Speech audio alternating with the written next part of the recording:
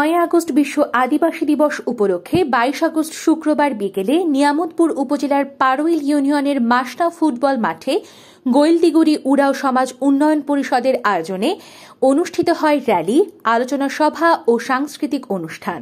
অনুষ্ঠানে প্রধান অতিথি হিসেবে উপস্থিত ছিলেন ক্ষুদ্র নৃগোষ্ঠী কালচারাল একাডেমি পত্নীতলার পরিচালক যোগেন্দ্রনাথ টপ্প, সাধারণ সম্পাদক প্রভাত টুডু, লেখক অজিত তির্কি, নওগাঁ জেলা আদিবাসী পরিষদের সাধারণ সম্পাদক দীপঙ্কর লাকড়া, লেখক বঙ্গপাল সর্দার সহ স্থানীয় নেতৃবৃন্দও উপস্থিত ছিলেন। অনুষ্ঠানে গৌল সরকারি প্রাথমিক বিদ্যালয়ের সহকারী শিক্ষক রণজিৎ মিনোজ এর সঞ্চালনায় সভাপতিত্ব করেন উরাও সমাজ উন্নয়ন পরিষদের রাজা বাবুলাল টপ্প। আলোচনা সভায় প্রধান অতিথি বলেন, আদিবাসীরা এই দেশের প্রাচীন জনগোষ্ঠীর অংশ। সরকারের পাশাপাশি নিজেদের উন্নয়নের জন্য প্রস্তুত হতে হবে, যাতে যোগ্যতার ভিত্তিতে দেশ ও জাতির উন্নয়নে ভূমিকা রাখতে পারে।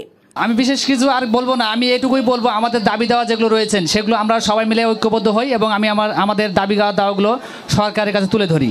বিশেষ করে আন্তর্জাতিক আদিবাসী দিবসগুলোতে আমাদের অধিকারগুলো আমরা তুলে ধরবো, বিভিন্ন জায়গায় আমাদের সুযোগ সুবিধাগুলো আমরা তুলে ধরবো, সরকারের কাছে যেন আমরা দাবি জানাবো। আমাদের যে মৌলিক অধিকারগুলো আছে সেগুলো আমাদেরকে জানতে হবে এবং বাঁচতে হলে এই দেশ আমাদের। আদিবাসীদের পক্ষে হয়ে কথা বলার জন্য, কাজ করার জন্য এবং এটি বলতে পারি আমাদের রাজধানী ঢাকায় এই কাজটি অনেক দূর এগিয়ে নেওয়ার চেষ্টা চালিয়ে যাচ্ছে।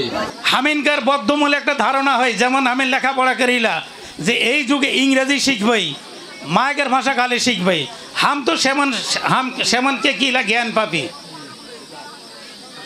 हम मायगर भाषा में जितना जोरे कथा कह पारबई, इंग्रेजी में कह पारबई, खाली good, very good, stupid, nonsense एगला कह पारबई, किंतु मनकर आवेग देखिए जितना कथा कह पारबई, जितना गीत कह पारबई मायगर भाषा में, अन्य भाषा में किंतु कह नहीं पारबई।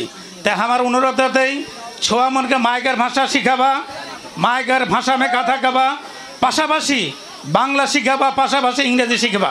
আলোচনা সভা শেষে অনুষ্ঠিত হয় মনোজ্ঞ সাংস্কৃতিক অনুষ্ঠান। একক ও দলীয় নৃত্যে অংশ নেন বিভিন্ন এলাকা থেকে আসা আদিবাসী নৃত্যশিল্পীরা।